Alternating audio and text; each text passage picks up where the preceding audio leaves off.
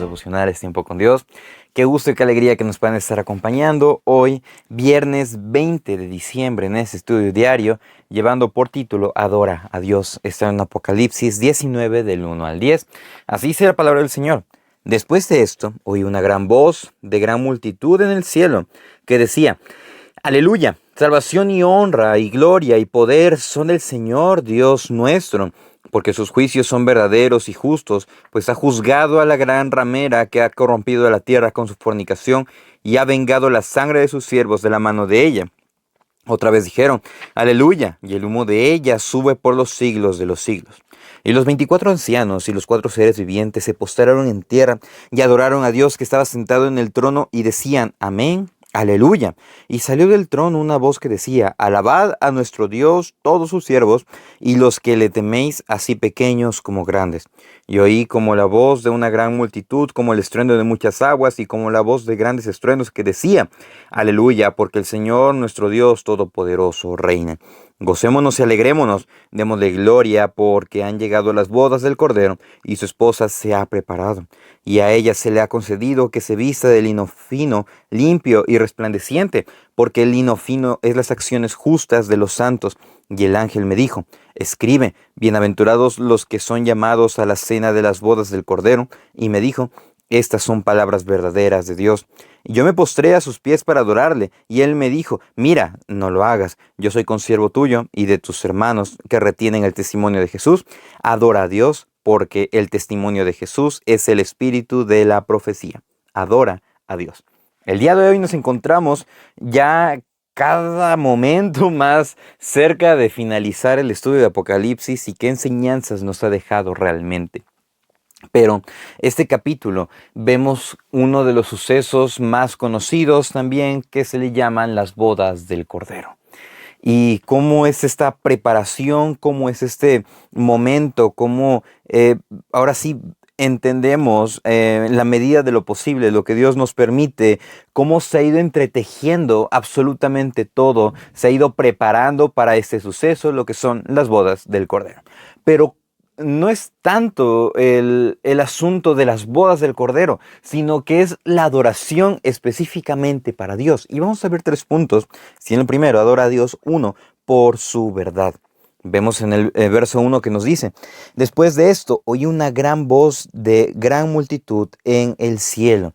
Nos dice después de esto, ¿después de qué? Después de haber visualizado la caída de Babilonia, la caída de la gran ramera, y cómo todas las personas hacían lamento, como esas personas que estaban con ella realmente decían que no iban a poder tener más recurso, más estabilidad, más beneficio. ¿Por qué? Porque había caído su supuesto sustento, que era la gran ramera. No se lamentaban por la caída de ella, sino se lamentaban por la situación que les iba a venir. A ellos son la que estaban ellos. Y vemos en el verso 20 del capítulo 18 cómo somos invitados los creyentes a alegrarnos por la caída de un sistema corrupto, de un sistema pecaminoso, de un sistema que no glorifica a Dios. ¿Y nos lleva a qué? A alabar a Dios. Y eso es lo mismo que nos lleva en este momento. Dice: después de todo esto que estaba viendo Juan desde el capítulo 16, 17, 18, después de todo esto, dice que vio, y bueno, que escuchó una gran multitud en el cielo. ¿Y qué es lo que decía?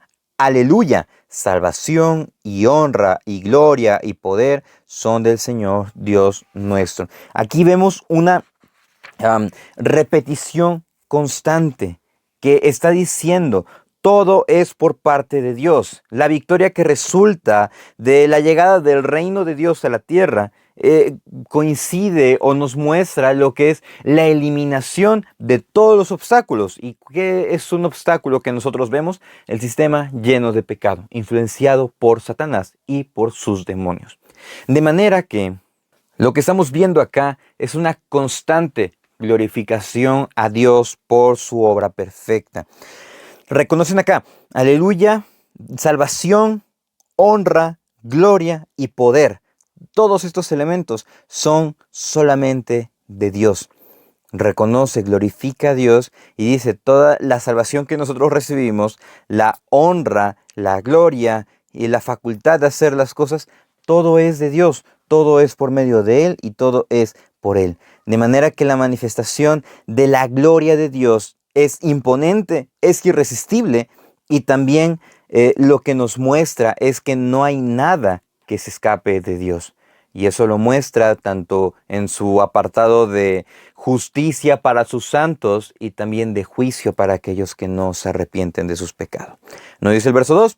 Lo mismo, haciendo referencia a esto, porque sus juicios son verdaderos y justos, pues ha juzgado a la gran ramera que ha corrompido la tierra con su fornicación y ha vengado la sangre de sus siervos de la mano de ella. Lo que estaba mencionando hace un momento, los juicios de Dios son verdaderos, son justos, no hay nada que se le escapa. Dios es perfecto y es el juez más imparcial de todos. Su justicia es una justicia verdadera. Él da misericordia a quien quiere dar misericordia, pero también su juicio y su poder está presente.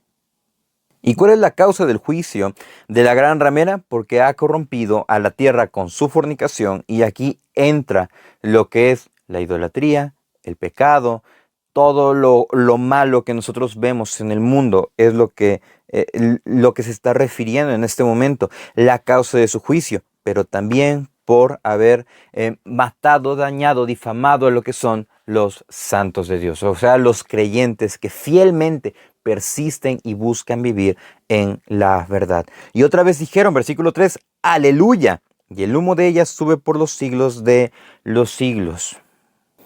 Vemos que la reiteración del juicio de Dios sobre Babilonia es una indiscutible evidencia de lo que es una profunda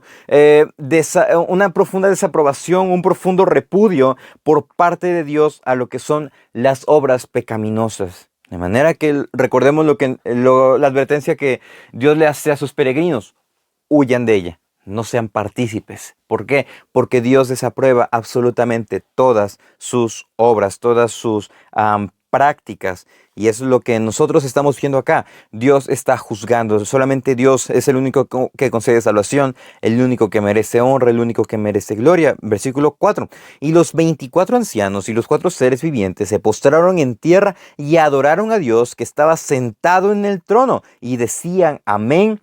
Aleluya. Eso es algo que hemos venido viendo desde el capítulo 4, cuando los 4 seres vivientes se postraban delante de Dios, se quitaban sus coronas, la aventaban delante del Cordero, delante del trono, y ellos, al ver la gloria, al ver la justicia, al ver lo que es el poder de Dios, ellos lo único que hacen es postrarse rostro en tierra y adorar a Dios. ¿Por qué? Porque Él está sentado en el trono. Todo lo que hemos visto en Apocalipsis se ha sacudido la tierra, ha habido muchas plagas, han habido lo que son los sellos, las copas, las trompetas, todo el juicio. Y aquí gran movimiento en la tierra, de todo lo que va a suceder. Pero ante Dios, en el cielo, Él está sentado en el trono. Y vemos que la expresión amén sugiere una aprobación y regocijo por todo lo que ha acontecido respecto al juicio de Dios hacia Babilonia. Y la expresión aleluya lo que muestra es una alabanza al Dios soberano por haber completado su juicio en contra de lo que es la gran ramera. Están adorando a Dios. ¿Por qué? Por un gozo con respecto al juicio, pero también es una alabanza que es consciente ante la obra de Dios. De manera que debemos adorar a Dios por su verdad inamovible, por su verdad que nos sustenta. Y eso lleva al segundo punto: adora a Dios, 2, de manera consciente. Y eso es algo que debe de permear a cada uno de nosotros. En 1 Corintios 15 nos dice que debemos de adorar a Dios con el entendimiento. Y nos dice el verso 5, salió del trono una voz que decía: alabad a nuestro Dios, todos sus siervos y los que le teméis, así pequeños como grandes. La convocatoria de la adoración a Dios es amplia, porque es un llamado a todos los siervos del Señor. Y muchos comentaristas mencionan que este pasaje se puede referir a lo que son todos los siervos, todos los creyentes que han sido salvos y están en el cielo. Pero también, y eso es algo que cuando lo escuché me encantó mucho, que este también es un llamado a nosotros, para adorar con esperanza a Dios quien nos va a dar su victoria, a Dios quien ha ganado absolutamente todo. Por eso es que es una adoración consciente, una adoración entendida. ¿Por qué? Porque nos dice acá, adora a Dios todos sus siervos, los que le temen, así pequeños como grandes, por todo lo que Él es, por su gloria, por su poder, por su honra, por su salvación. Y nos dice el verso 6, y oí como la voz de una gran multitud, como el estruendo de muchas aguas, y como la voz de grandes truenos decía, aleluya, porque el Señor nuestro Dios Todopoderoso reina. No hay nadie más. Reconociendo aquí lo que es el poder de Dios, pero también su soberanía. Él está por sobre todo, de manera que Él es el único con autoridad, Él es el único quien prevalece, y nosotros estamos cobijados bajo la sombra de sus alas. Nos dice el verso 7, gocémonos y alegrémonos y démosle gloria, porque han llegado las bodas del Cordero y su esposa se ha preparado. Nos dice acá, gocémonos y alegrémosle, démosle gloria. Esa debe de ser nuestra alabanza. Somos invitados a adorar de manera consciente, y de esa manera consciente entiende que nosotros hemos sido llamados a una celebración. El hecho de que se exprese como las bodas del Cordero, o la expresión las bodas del Cordero, es una figura que denota la unión íntima e indisoluble de la comunidad de los redimidos con el Mesías. Es una unión casi como un matrimonio, no casi, es una unión matrimonial con Dios. El autor Robert Muns, él expresa lo siguiente: en tiempos bíblicos, un matrimonio implicaba dos acontecimientos principales, el desposamiento y la boda. Siguiendo esta analogía, la iglesia es desposada con Cristo por la fe y ahora espera la presencia de Dios, la presencia cuando el novio celestial vendrá por su novia y regresará al cielo para la fiesta de boda que dura por la eternidad. Somos llamados a una unión perfecta con Dios, una unión entendida, una unión que realmente adora de manera consciente. Nos dice el verso 8, y a ella será concedido que se vista de lino fino, limpio, resplandeciente, porque el lino fino es las acciones justas de los santos. Cada creyente obtiene lo que es su limpieza espiritual por la gracia de Dios. Es a través únicamente de la obra perfecta, de manera que vemos que la iglesia, la esposa de Cristo, está vestida de lino fino, que es puro, es resplandeciente, y esto contrasta totalmente con el color escarlata y el oro que mostraba la gran ramera. Y el lino fino representa lo que son las acciones justas del pueblo, no que sea por obras, sino que son acciones que representan la fe de la novia, la fe de la iglesia puesta en Jesús, y que dan esa evidencia de su salvación. De manera que debemos adorar a Dios por su verdad, pero también de manera consciente, de manera entendida. Y eso nos lleva al último punto: adora a Dios, 3, y solo a Él. Dice el verso 9, y el ángel me dijo, escribe, bienaventurados los que son llamados a la cena de las bodas del Cordero. Y me dijo, estas son palabras verdaderas de Dios. Hay varias bienaventuranzas, como lo hemos estado viendo a lo largo del libro de Apocalipsis, y esta es una de ellas. Recordemos que bienaventurado significa 3 veces feliz. Otras traducciones lo plantean como afortunado, dichoso, lleno de felicidad. Y alguien va a ser lleno de felicidad al ser llamado a la cena de las bodas del Cordero. Recordemos, Dios en su misericordia hace el llamado. ¿Para qué?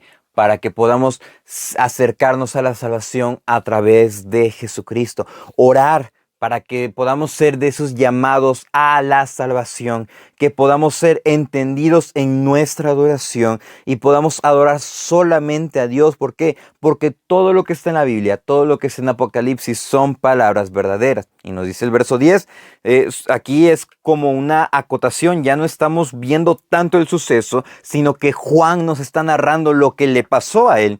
Dice, yo me postré a sus pies para adorarle. ¿A los pies de quién? Si los 24 ancianos y los 4 seres vivientes se postraron delante de Dios, pero Juan aquí se estaba postrando ante el ángel que le dijo que escribiera la bienaventuranza. ¿Y qué fue lo que el ángel le dijo? Mira, no lo hagas, yo soy consiervo tuyo y de tus hermanos que retienen el testimonio de Jesús. Adora a Dios. Comentaristas mencionan que quizá Juan, se pudo confundir, estaba tan atónito de todo lo que estaba viendo que se postró ante el ángel. 2, pensó que era el anciano de días, como se hace referencia a Jesús en los primeros capítulos de Apocalipsis. Pero ¿cuál es la respuesta del ángel? No lo hagas. ¿Por qué? Porque soy consiervo tuyo. No le debemos adoración absolutamente a nadie. No le debemos de rendir pleitesía absolutamente a nadie. Ni a los ángeles, ni a nuestros hermanos, ni consiervos que servimos delante de Dios. Debemos de respetar a los demás, pero no debemos de rendirle una adoración. Solamente debemos de adorar a Dios porque el testimonio de Jesús es el espíritu de la profecía. Todo lo que inspira, lo que está en la Biblia, es palabra de vida, pero también es algo que el Señor ha dejado. De manera que debemos adorar a Dios por su verdad inamovible, que nos llena, que nos sustenta, que nos hace entender y adorar de manera consciente a Dios y de vivir vidas santas que reflejen esa verdad, pero también adorar a Dios y solamente a Él. Porque es el único que merece gloria, es el único que merece honra. Muchísimas gracias por acompañarnos en el devocional el día de hoy. Reciban un afectuoso saludo y si Dios nos presta vida, el día de mañana continuaremos el estudio devocional. Salud.